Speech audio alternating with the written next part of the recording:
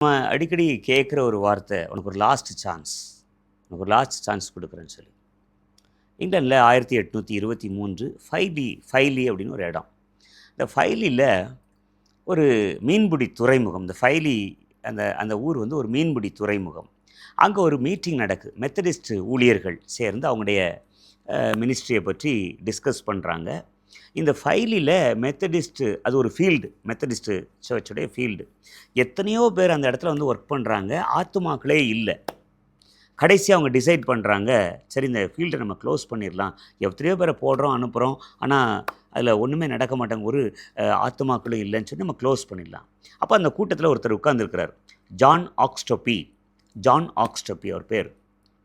அவர் சொல்கிறார், ஐயா எனக்கு ஒரே ஒரு சான்ஸ் கொடுங்களேன், நீங்கள் நிறைய பேர் அனுப்பியிருக்கிறீங்க, எனக்கு ஒரு சான்ஸ் கொடுங்க. படிக்காத ஒரு மனுஷன், எனக்கு ஒரே ஒரு சான்ஸ் கொடுங்க, நான் ட்ரை பண்ணுறேன், எனக்கு நீங்கள் ஒன்றுமே தர வேண்டாம், அவிச்ச உருளைக்கிழங்கு சாப்பிட்டுட்டு இங்கே பிளாட்ஃபாரத்தில் படுத்துட்டு நான் அப்படியே நான் செய்கிறேன், எனக்கு ஒரே ஒரு வாய்ப்பு மட்டும் கொடுங்க. சரி, ஓகே, டன், நீங்கள் போங்க அப்படின்னு சொல்லி அனுப்புகிறாங்க. ஒரு முதல் நாள் வராரு பிளாட்ஃபார்மில். அந்த பிளாட்ஃபாரத்தில் முழங்கால் படிக்கிட்டு ஒரு வேலி, ஒரு லேண்டுடைய ஒரு வேலி, அந்த இடத்துல முழங்கால் போட்டு ஜெபம் பண்ணுறாரு. ஆண்டவரே, நான் சொல்லிட்டு வந்திருக்கிறேன், எனக்கு கொஞ்சம் டைம் கொடுங்க, எனக்கு ஒரு வாய்ப்பு கொடுங்க, நான் செய்கிறேன், என்னை வெட்கப்படுத்திடாதீங்க. அவர் ஜெபம் பண்ணிகிட்டு இருக்கும்போது ஒரு மனுஷன் கிராஸ் பண்ணி போகும்போது அவன் நின்று கேட்டுக்கிட்டே இருக்கான், அந்த ஜெபத்தை கேட்டுக்கிட்டு இருக்கிறான். அவன் ரட்சிக்கப்படுறான். உடனே அன்னைக்கே ரட்சிக்கப்படுறான். ஒரு வாரத்தில் 40 பேர், ஒரே வாரத்தில் 40 பேர்.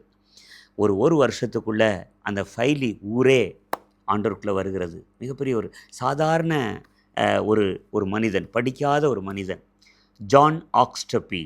அவரை பின் நாட்களில் ப்ரேயிங் ஜானின்னு சொல்லுவாங்க.